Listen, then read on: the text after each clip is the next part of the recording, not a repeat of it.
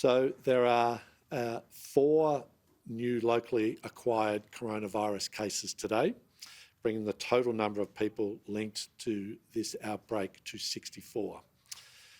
These 4 cases are made up of, firstly, 3 members of a family linked to the West Melbourne outbreak, 2 parents and a child. We have an indeterminate result on another child, and we are currently investigating the nature of that case today. The 4th, the remaining case for today, is a primary close contact of an existing case, and they were in quarantine during their infectious period. Brett will speak shortly to some of the findings of the genomic sequencing associated with the West Melbourne group.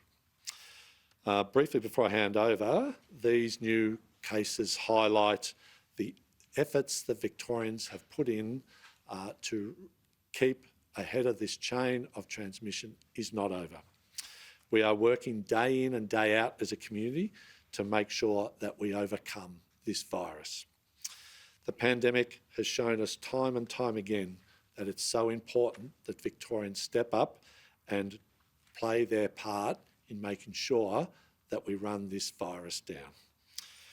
We're seeing this in so many ways. We continue to see it in record testing numbers. Yesterday, in regards to COVID-19 testing, we saw another 49,439 tests, continuing the really strong run that we've seen over the course of the past 2 weeks. We're also seeing this in record vaccination numbers.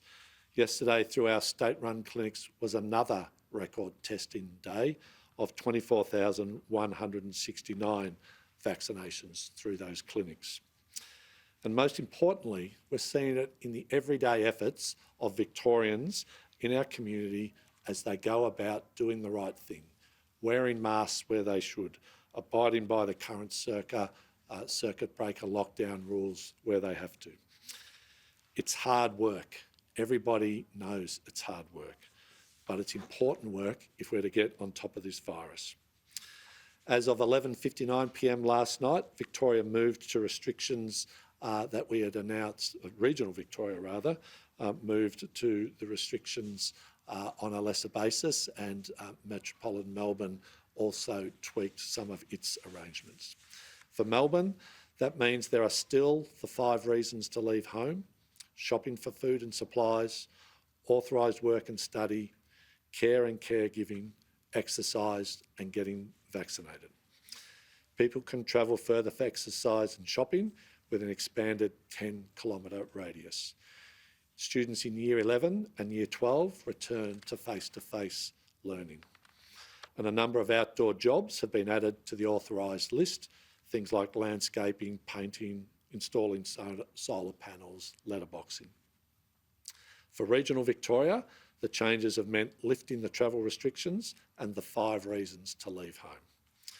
All year levels and all students in regional Victoria have returned to face-to-face schooling. Public gatherings, catching up a park or in places has increased to 10 people. Restaurants and cafes can open to a maximum of 50.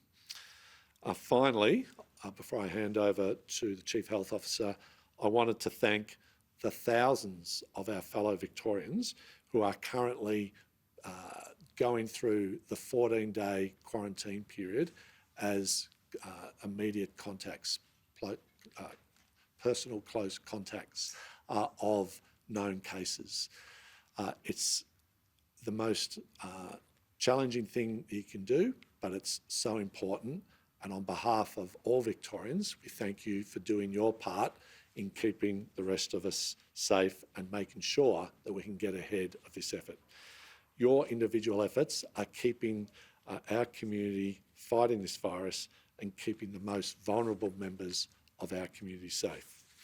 I might ask Brett to say a few words, followed by Joanne.